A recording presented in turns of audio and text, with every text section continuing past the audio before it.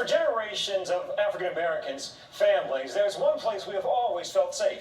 One place where we can share happiness and pain, healing and tears, loss and celebration, sometimes all at once. The funeral for George Floyd offered the world a window into Black America where, for many of us, the church is home.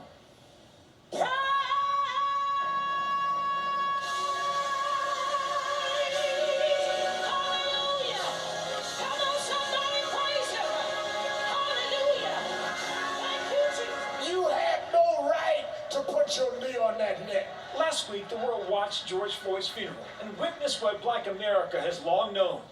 The Black church is more than a building. For centuries, it has been a safe house for the soul.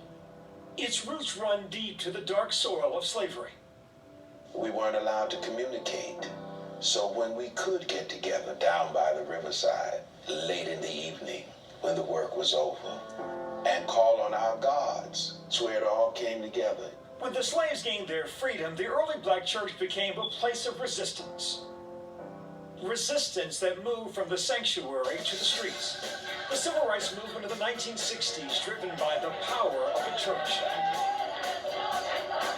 Reverend Calvin Butts is senior pastor at historic Abyssinian Baptist Church in Harlem, where the courage and complexities of the Black church have been celebrated for 212 years. The church provided social cohesion. It was the first place of economic development, first place of politics. And who was the major spokesperson? Generally, the preacher. Often overlooked, the voices of women in the church. There are so many unsung or underrated Black female, both clergy and lay women. If it weren't for the women doing the fundraisers, and the women doing the praying, and the women holding up the pastors, where would the church be? The separateness of the Black church from the white church was in part dictated by segregation. Reverend King famously summed up church separation in 1960 on Meet the Press. One of the shameful tragedies that 11 o'clock on Sunday morning is one of the most segregated hours, if not the most segregated hours in Christian America. But today, mega churches thrive through diversity in their congregations. Carl Lentz is the senior pastor of Hillsong, New York. I think the future is very loud, powerful Black voices and white voices. Well, we're in a different America now. You have so many churches that welcome Blacks and whites to worship together, to work together.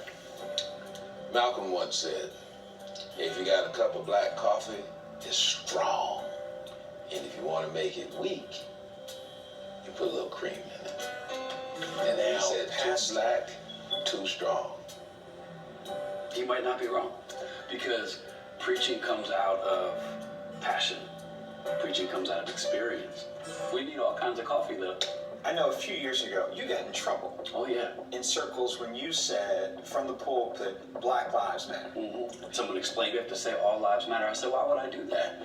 All lives are not in question right now. Black lives are. So around here, we're going to say Black Lives Matter. What kind of pushback did you get?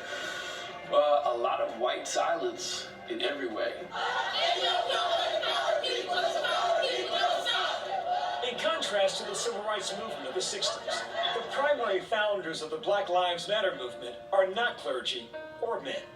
I look in 2020 America and the Black Lives Matter movement and others, and I hear people asking, where today is the Black church? Still here. And still important, say young activists like 16-year-old Chelsea Morton, daughter of a pastor. We remember all those who were unarmed and murdered while being Black at the hands of police. Black Lives Matter may not be clergy-led, but I do see the splashes of spirituality. I see the faith that is within the people, because that faith that drives people to hope, and that drives people to fight, and that drives people to move forward and say no more. Isaiah 1 says that we as Christians, we have to do good, seek justice, and correct oppression. Not everybody has to be on the front lines of a protest, but with your life, you have to protest this. That's what being a Christian is. That sounds like Sunday at 11 o'clock to me. Yes, sir. So for centuries, the Black church has stood proud and in protest to promises denied and dreams deferred. when the dust settles and the smoke clears, there's going to be one central institution that's going to be key to people of African descent. That's the church. And coming up, from great pain comes great art. Tonight, the musicians creating what has become the soundtrack of freedom. And the artists of today showing us there are many ways to express 3 words: Black Lives Matter. We'll be right back.